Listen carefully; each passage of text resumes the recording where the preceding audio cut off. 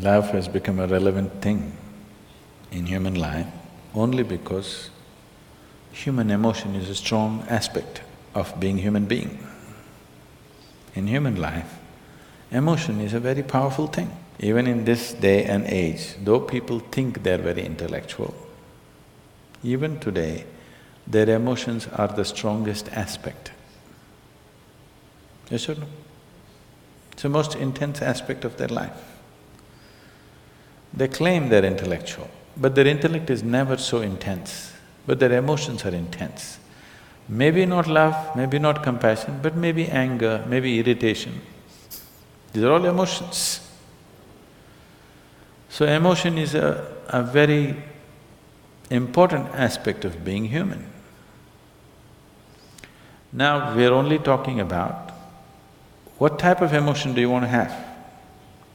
Now do you have a mind? Do you have a mind? Yes. Would you want it to be sharp or dull? Huh? Why? It works better that way, isn't it? Similarly, if you have emotions, do you want to have sweet emotions or bitter emotions? Sweet emotions, it works better that way, isn't it? So love means just that. You have transformed your emotions into sweetness. Now I want to be in love without emotion. That's a very European idea.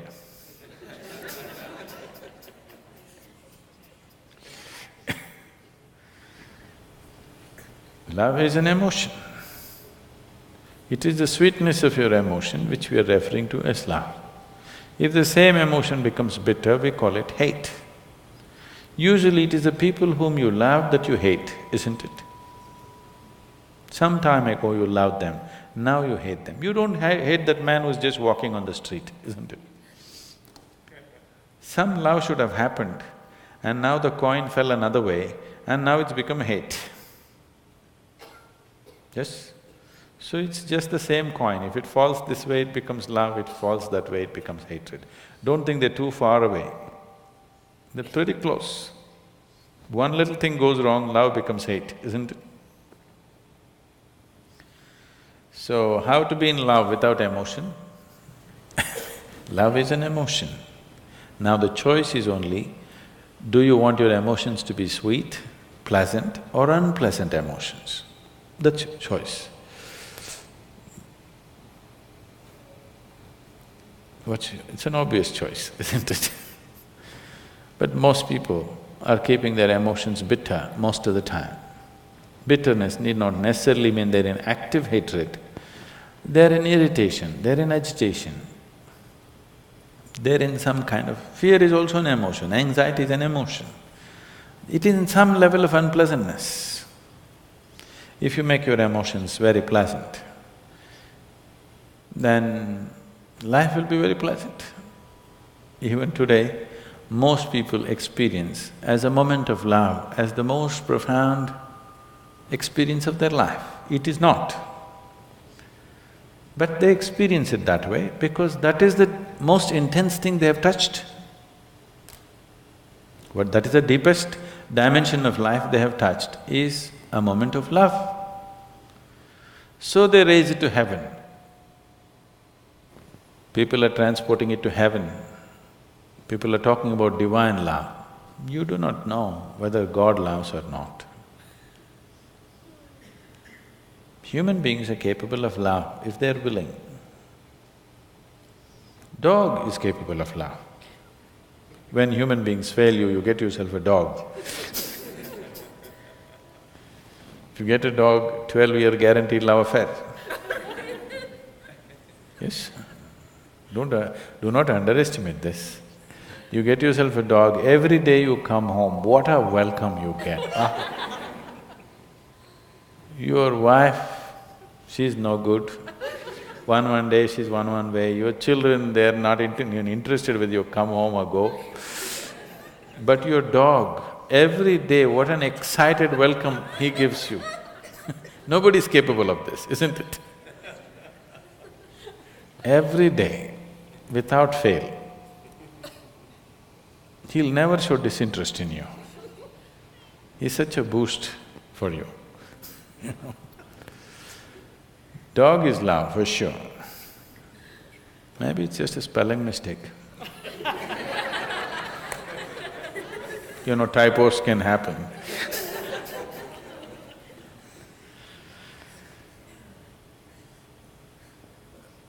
Now, if you made yourself in such a way, nobody around you can love you, then the only succor you have is somebody must love you long distance from there. It's an unfortunate way to live. God loves you, it's the most unfortunate way to live. That means you made yourself in such a way nobody can even look at you.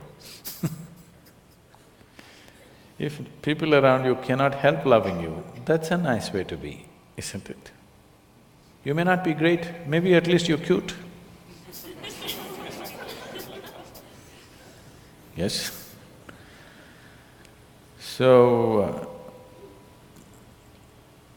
in yoga, we don't look at anything as love, hate, happiness, misery, we don't look at it that way. We just look at it this way. Do you want to be pleasant or unpleasant? If you become pleasant in your body, we call it health. If you become very pleasant, we call it pleasure. If your mind becomes pleasant, we call it peace. If it becomes very pleasant, we call it joy. If your emotions become pleasant, we call it love. If it becomes very pleasant, we call it compassion. If your very life energies become pleasant, we call this bliss. If it becomes very pleasant, we call it ecstasy. If your surroundings become pleasant, we call it success. So, the other names that you give are just leading to confusion. Should I be loving? You don't have to be loving. Just be pleasant in your body, pleasant in your mind, pleasant in your emotions, pleasant in your energies, you will be a wonderful being. If your emotions are pleasant, if somebody comes here, you can share that pleasantness with them. If your emotions are unpleasant, for sure you share that with people, isn't it? Yes or no? So you cannot do something that you are not. If this is feeling pleasant now, it will naturally be pleasant to everything. If this is feeling unpleasant right now, it will be nasty to everything. So instead of seeing how to make this pleasant, you want to be pleasant to somebody. That is being loving. You don't have to be loving. If everything within you has become pleasant, whatever is needed in that moment, you will do. If you need to say pleasant things, you will say that. If you need to say some hard things, you will say that. But without any unpleasantness in you, that's important, isn't it? If you'll have to fight a war, you'll fight it without any unpleasantness in you, that's important. Then you will do everything only to the extent it's necessary. You will not overdo anything. If you say, I love somebody, you will exaggerate things about the people whom you love. You will exaggerate good things about them. If you say, I hate somebody, you will exaggerate bad things about them.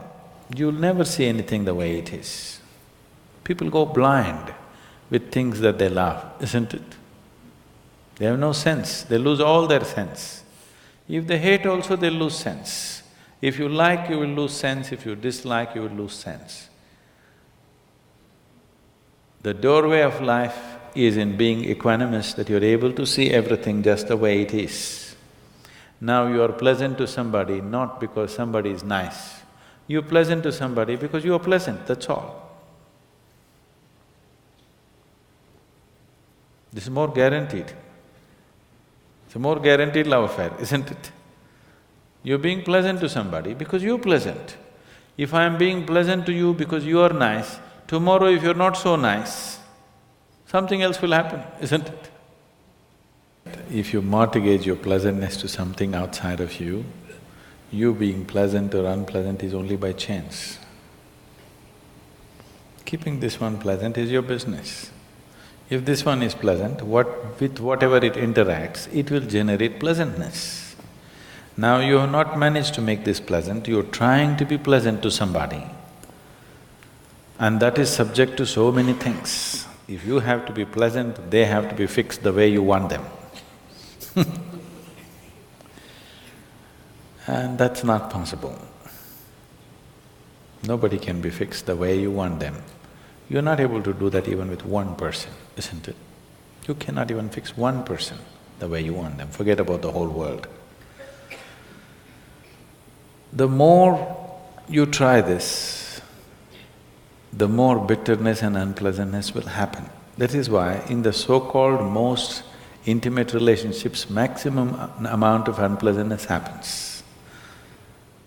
So this is because you're trying to do something that you're not. You're trying to be loving when you're not pleasant. When you're feeling bitter, you try to be loving and see it'll destroy you, isn't it? Yes or no? You tried all these things, isn't it? It's destructive. When you're feeling pleasant, it is effortless.